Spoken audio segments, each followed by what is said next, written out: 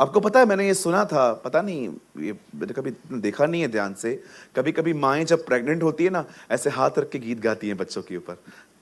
देखा है आपने? हाथ रख के गीत गाती हैं, उनको लगता है मेरा बच्चा सुन रहा है। सपने में लिखा है, मैं जब तू छोटा था तब मैं तेरे ऊपर खड़े होकर गीत गाता था। आपको लगता होगा कि सिर्फ हम प्रभु की आराधना करते हैं, पर बाइबल बताती है खुदा भी तुम्हारे ऊपर कभी कभी गीत गाता है।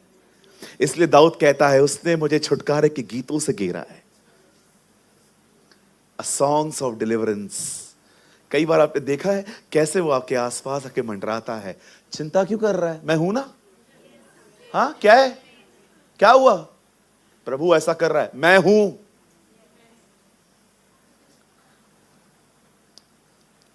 मतलब आपको लगता रहेगा कि शायद ब्रदर आप थोड़ा गलत प्रेजेंट कर रहे हो, बट बिलीव मी, परमेश्वर ने मेरे साथ ऐसा किया है। आपने देखा है आपका बच्चा कभी कभी किसी को मार के घर आता है, छोटा वाला, फिर आता है तो आप उसको बोलते हो क्या किया है, किसको मारा है, और जैसे उसकी मां आती है आपके बच्चे को पकड़ने, आप खड़े हो जाते हो, हाँ क्या हुआ, क्या हुआ, आपके बच्चे ने मेरे बच्चे को मारा है, नहीं, आपका बच्चा मैंने देखा कैसे क्या करता रहता है, सब पता है आपको कि ये छपरी है, यू नो एवरीथिंग। आप गुनाह करके आते हो ना, और कई बार खुदा के सामने आते हो और खुदा के सामने मान लेते हो, फिर डेविल आता है, ऐसे किया, हाँ किया, तो तेरा क्या है, किया, हाँ हाँ चल किया उसने, अभी क्या करना है, उससे माफी मांगी है, बात खत्म। मैं कई बार अगर मुझसे गुनाह हो जाता है और शैतान मुझे आके कहता है ना तूने क्या किया, मैं उसको बोलता हूं शट अप, ये प्रभु और मेरे बीच का है, तू क्यों आया। लेकिन कई बार डेविल आपको कंडेम करता है, ये क्या किया, आप उसको बोल नहीं सकते हो, तेरा काम क्या, तू क्यों बीच में आ रहा है, हम बाप बेटे का मामला है, ये अंदर का मामला है।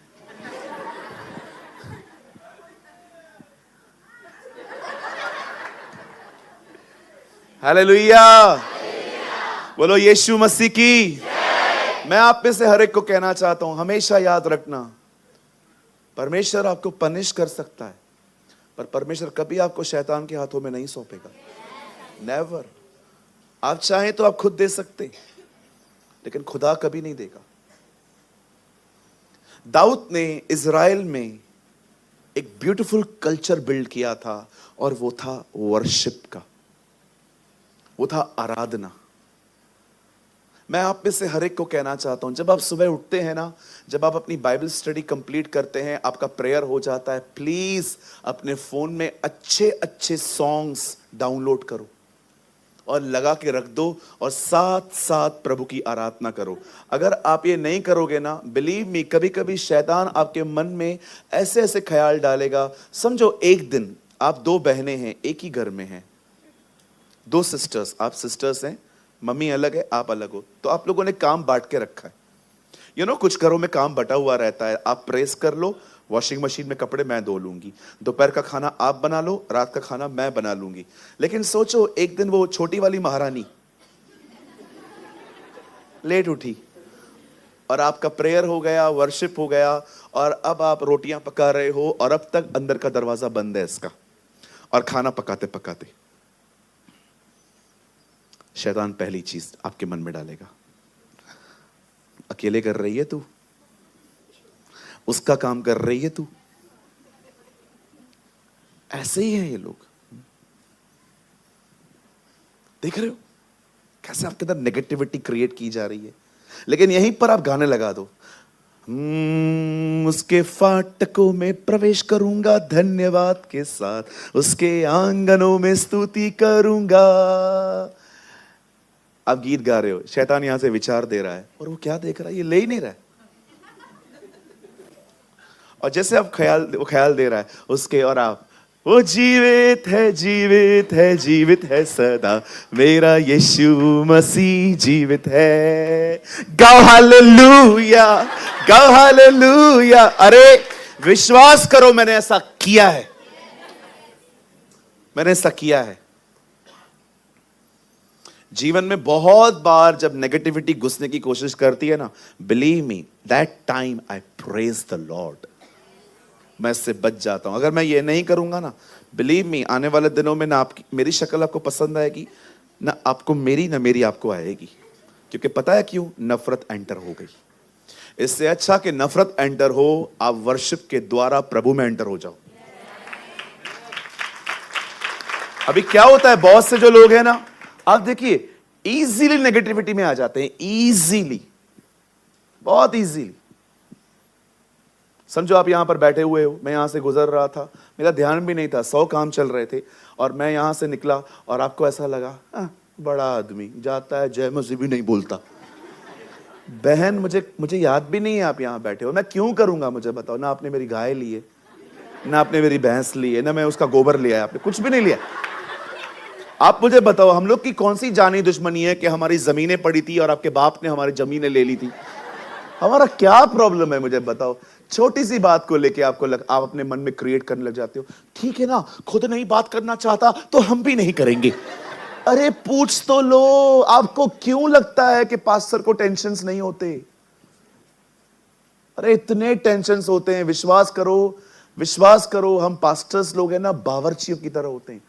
अभी खाना बना के आया घर से सुबह, अभी आपको परोस रहा हूं, अभी ये खत्म होगा, शाम का खाना बनाऊंगा जूम के लिए, वो खत्म होगा, फिर कल औरंगाबाद जा रहा हूं, उसके लिए तैयार करूंगा।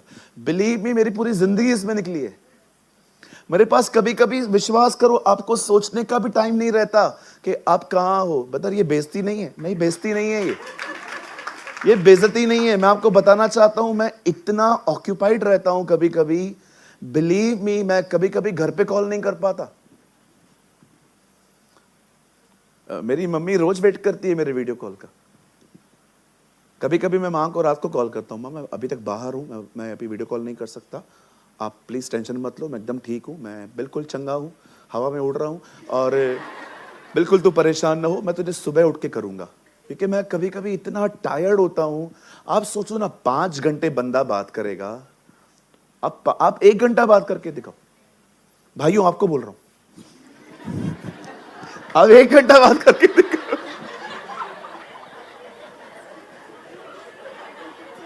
आपको बोल रहा हूं भाइयों। तो भैया, इनको क्यों नहीं, इनको वरदान है, छोड़ दो।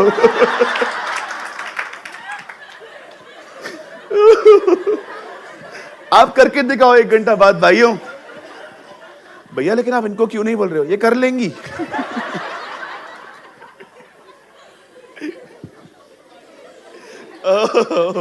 Wow brother, wow, I am preaching very well today. Okay, सुनिए, यहां देखिए, अब देखो, ये जो दाऊद की झोपड़ी है, ये आराधना है। परमेश्वर ने दाऊद के द्वारा इस कल्चर को बहुत लिफ्ट किया। आप देख सकते थे, मतलब आप दाऊद के समय में, आपको पता है, आप इज़राइल में रहते ना, तो आपको हर घर के अंदर से कोई ना कोई गीत गाने वाला मिल ही जाता, आराधना करने वाले लोग मिल ही जाते। लेकिन मैं आपको पूछना चाहता हूं, जब दाऊद चला गया, क्या सुलेमान इस झोपड़ी को खड़ा रख पाया? Never, never. आप कभी नहीं पढ़ोगे। उल्टा सुलेमान की एक बुरी बात बताऊं, जिस दिन वो प्रभु के मंदिर को बनाने के बाद टेंपल में गया है, पढ़ के देखो, उसके बाद वो कभी टेंपल में नहीं गया। इनॉग्रेशन डे, लास्ट डे, कभी भी नहीं पढ़ोगे आप। जिस दिन वो मंदिर बनाने के बाद गया है ना, कभी भी नहीं गया उसके बाद। इवन आप पढ़ के देखो, वो इज़राइल का पहला राजा है जो कभी किसी युद्ध में नहीं गया। पता है उसके युद्ध कौन लड़ता था? मिस्र का राजा। बताओ क्यों? उसकी वाइफ मिस्र की थी। जब भी झगड़ा होता था, वाइफ के पास जाता था, अपने पापा को बोलना, और वो कॉल करती थी, पापा, और वो लड़ता था। उसकी एक ऐसी लाइफ थी, आप बिलीव करिए, कहां से जा पाएगा? 1000 के अंदर व्यस्त था। सब जानते हैं उसकी 1000 औरतें थी उसके साथ। मैं तो कभी कभी हैरान हो जाता हूं, लोगों को बाइबल पढ़ते पढ़ते कुछ समझ में आए या ना आए, ऐसी वाली इंफॉर्मेशन कलेक्ट कर ही लेते हैं लोग। एक नया नया भाई मिला, उसने मुझे बोला मेरा एक सवाल है। मैंने बोला पूछो। सुलेमान ने 1000 बीवियां रखी। मैंने कहा तूने कहां पढ़ा? बाइबल में पढ़ा। मैंने कहा यीशु का ये नहीं पढ़ा वो पानी को दाखरस बनाता है। कुछ चीजें ऐसी हैं जो लोग है ना कैच कर ही लेते हैं। मैं आपसे एक बात पूछना चाहता हूं, सुनिए। जब भी आप बाइबल में ऐसे पैसेजेस पे आते हो, बिलीव मी, इससे भी बेहतर चीजें हैं कैच करने के लिए। ये तो रिकॉर्ड है, ऐसा हुआ था। प्रभु बताना चाह रहा था लस्ट एक ऐसी चीज है जो कभी संतुष्ट नहीं होने वाली। इस व्यक्ति को देखो, 1000 के साथ रहा है, 1000। पता नहीं इसको नाम भी याद होंगे कि नहीं, ये इनको बुलाता कैसे होगा। आज 777 पेश की जाए, आज 800 नंबर को लेके आओ, उसका नाम तुम रखो 800 नंबर। इतनी औरतें, 300 पत्नियां, 700 बाइबल यूज रखेलियां, ऐश्वर्याम, क्या चलता है। आपने देखा इस दाऊद एक अमेजिंग झोपड़ी ले आया वर्शिप की, और बाइबल बताती है प्रभु ने देखा कि वो खत्म हो गई है, और प्रभु आमोस नबी के द्वारा कहता है नहीं, मैं वो झोपड़ी फिर से उठाऊंगा। अब आइए, मैं आप में से हर एक को दिखाना चाहता हूं कि ये झोपड़ी एक्चुअली किसने उठाई है। सबसे पहले मैं चाहता हूं आप अभी अपनी बाइबल मत खोलो, सिर्फ मैं खोलता हूं, आप सामने देखो। आइए सामने देखिए। पंकज भाई एक वर्ड लगाइए, जॉन 4:21 से लगाइए। आइए सामने देखिए, इट इज ब्यूटिफुल, ये बहुत अच्छा है। यहां देखिए सब, वो देखो आदम की संतान अभी भी खोल रही है। कोई बात नहीं, तू हमारी कलीसिया की बच्ची है कुड़वे। यीशु ने उससे कहा, अब देखो जीसस है ना, एक स्त्री से मिल रहा है, ये सामरी स्त्री है, और जीसस इससे भी वर्शिप कल्चर के लिए कुछ बात कर रहे हैं। यीशु ने उससे कहा, हे नारी, मेरी बात का विश्वास कर, वह समय आता है कि तुम ना इस पहाड़ पर पिता का भजन करोगे ना यरूशलेम में। अभी सामरियों में और यहूदियों में इस बात का थोड़ा विवाद था, वर्शिप प्लेस कौन सी होनी चाहिए। ये लोग कहते थे इधर, यीशु कहता, ये लोग कहते थे इधर, लेकिन यहूदी मानते थे यरूशलेम में। देखो जीसस उस डॉक्ट्रिन के लिए क्या कह रहा है, उस चीज के लिए क्या कहता है। हे नारी, मेरी बात का विश्वास कर कि वह समय आता है कि तुम इस पहाड़ पर पिता की आराधना भजन करोगे ना यरूशलेम में। यीशु कहता है वर्शिप की प्लेस जो है ना यहां है ना जेरूशलेम में, तुम लोग लड़ते क्यों हो। अब जीसस कह रहा है सुनो, मैं तुम्हें बताना चाहता हूं आराधना की सही जगह क्या है। 22 में लगाइए ब्रदर। जिसको तुम नहीं जानते, तुम जिसे नहीं जानते उसका भजन करते हो, और हम जिसे जानते हैं उसका भजन करते हैं, क्योंकि उदार यहूदियों में से। अब 23 में देखो यीशु क्या कहते हैं, परंतु वह समय आता है, वरन अब भी है, आता है अब भी है। इसका मतलब तुम करोगे, पर मैं कर रहा हूं। तुम करने वाले हो, पर मैं ऑलरेडी कर रहा हूं। वह समय आता है, वरन अब भी है, जिसमें सच्चे भक्त पिता की आराधना न यरूशलेम में करेंगे न सामरी में करेंगे, वे आत्मा और सच्चाई में करेंगे। आप देख रहे हो यहां पर जीसस दाऊद का टेंपल रीबिल्ड कर रहा है। यहां लिखा है कि तुम परमेश्वर की आराधना आत्मा और सच्चाई से करेंगे, क्योंकि पिता अपने लिए ऐसे ही आराधकों को ढूंढता है। आप जानते हो, यहां देखिए, लिसन टू मी, इस पृथ्वी पर परमेश्वर न प्रचारक को ढूंढ रहा है न भविष्यवक्ता को ढूंढ रहा है। वो इस पृथ्वी पर एक ही व्यक्ति को ढूंढ रहा है, वो है आराधक। आराधक क्यों? क्योंकि वो जानता है जो आराधना करेंगे वो उसकी प्रेजेंस को कैरी करेंगे।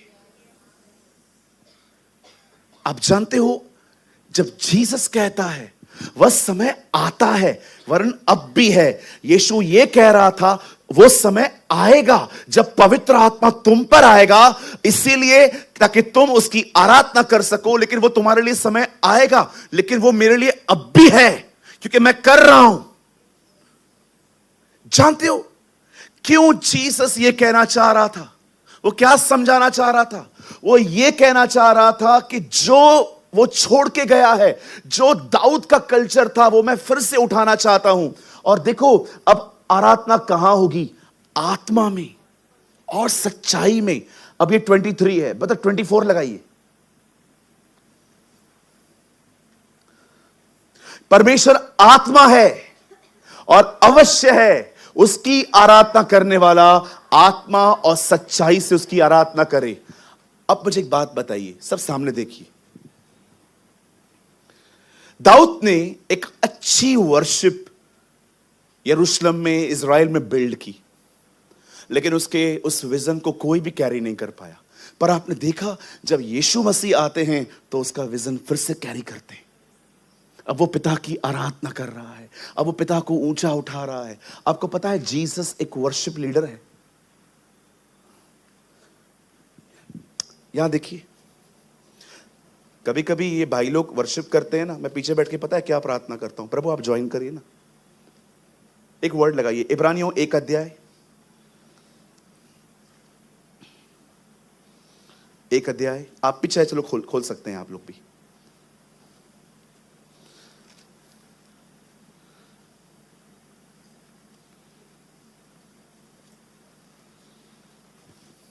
एक नहीं, 2 अध्याय।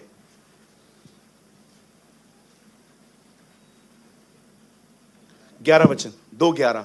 यहां देखिए, हाँ ठीक है, यहां देखिए, क्योंकि पवित्र करने वाले और जो पवित्र किए जाते हैं सब एक ही मूल से हैं, अर्थात परमेश्वर, इसी कारण वह उन्हें भाई कहने से नहीं लजाता। This word is about Jesus. पवित्र करने वाला वही है, ठीक है। अब देखो 12 में क्या लिखा है, पर वह कहता है मैं तेरा नाम अपने भाइयों को सुनाऊंगा, सभा के बीच में मैं तेरा भजन गाऊंगा। आप जानते हो Jesus is a worshipper leader. वो एक आराधना करने वाला बेटा था उसका। यहां पर देखो जीसस के लिए क्या लिखा है। यीशु कहता है पिता जब सब लोग वर्शिप करेंगे ना, यहां देखिए यीशु यहां पर यह कह रहा है जब सब लोग वर्शिप करेंगे ना, मैं जाऊंगा और मैं उनके बीच में तेरे नाम को ऊंचा करूंगा। यू नो, क्योंकि जीसस वर्शिप लीडर इसीलिए है क्योंकि जीसस खुद वर्शिप करता था। ही वर्शिप द फादर।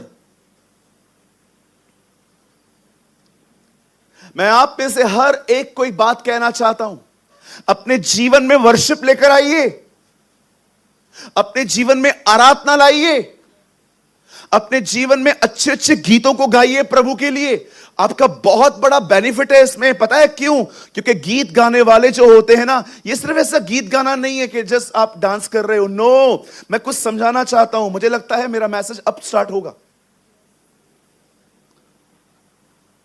क्या होता है गीत गाना? आप इसे इतना हल्का मत लीजिए। सामने देखिए सब,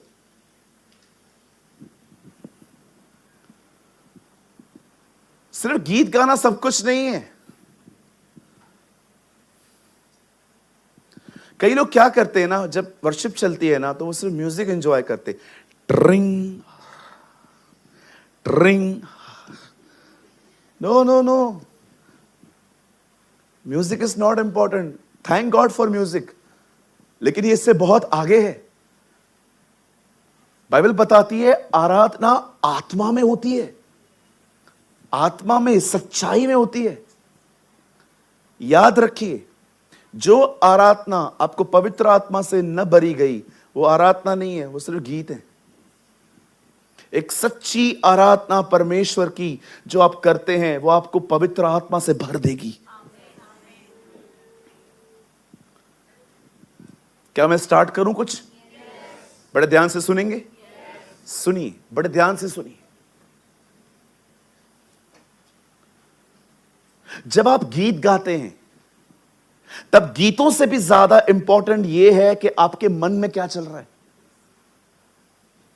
सोचो मैं वर्शिप कर रहा हूं, उस क्रूस की क्या बात है जिसने है मुझको बुलाया, यीशु मसीह ने मेरे लिए, सॉक्स गीले तो नहीं हो गए ना, तेरे लिए लहू बहाया, जब मैं गुनाहों में डूबा हुआ था, उस क्रूस पर मेरा नाम लिख। गीत गा रहा हूं, कितना भटका हुआ मन है मेरा। घड़ी में घुस जाता है, सॉक्स में घुस जाता है, उस बच्ची में घुस जाता है। उसको हाय बोल रहा हूं, आंटी को, हाय आंटी, बाय बेटा।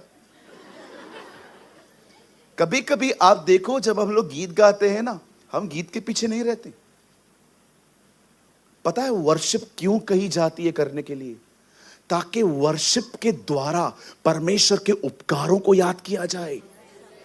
और जब उपकार याद होते हैं ना, ओ जो वर्शिप होती है, तो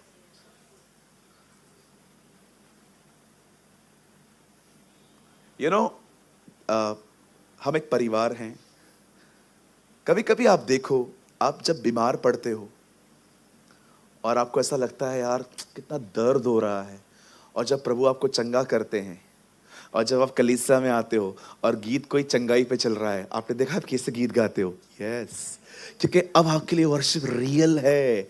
आपने देखा है जो आप गा रहे हो वो उसने किया है आपके लाइफ में। That is worship. मैं परमेश्वर से पूछ रहा था, प्रभु दाऊद ने, आपने दाऊद के द्वारा वर्शिप के कल्चर को इतना क्यों उठाया? सूरज, गीत जरिया थे मुझ तक पहुंचने के। हम लोग कई बार ये बात नहीं सोच पाते हैं कि परमेश्वर क्यों चाहता है मैं वर्शिप करूं। क्योंकि परमेश्वर चाहता है जो कुछ उसने आपके लिए किया है ना, वो वर्शिप में आप पे रिवील करे। वर्शिप में, वर्शिप एक जरिया है परमेश्वर के उपकारों को याद कर करके उसे बताने का कि तू कितना भला है, तू कितना महान है, तू कितना दयालु है। तूने मेरी गरीबी से मुझे बाहर निकाला, तूने मुझे मेरी बीमारियों से बाहर निकाला। जब मैं कुछ भी नहीं था तब तू साथ में था। जब मैं कुछ हूं तब की बात नहीं है, तू तो मेरे साथ तब था जब मैं कुछ भी नहीं था। खुदा, I love you my lord, I praise you Jesus, I worship you.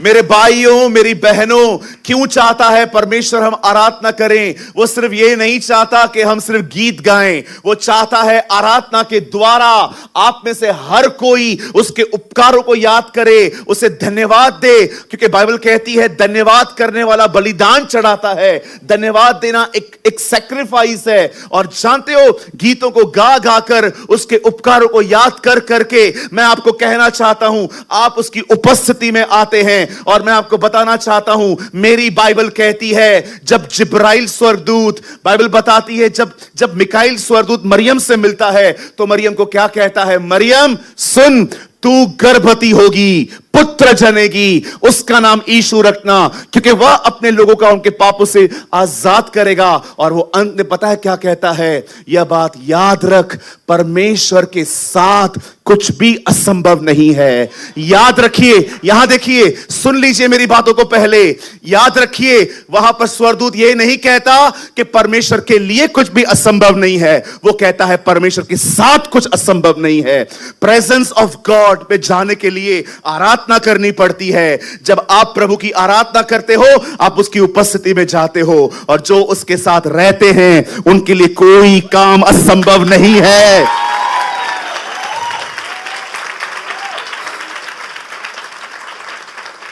परमेश्वर चाहता है आराधना के द्वारा आप उसकी उपस्थिति में आएं। और बाइबल कहती है जो उसके साथ हैं, वहां यह नहीं लिखा गया है परमेश्वर के लिए कुछ भी असंभव नहीं है। आप पढ़ के देखिए, लिखा है with God everything is possible. Not to God, with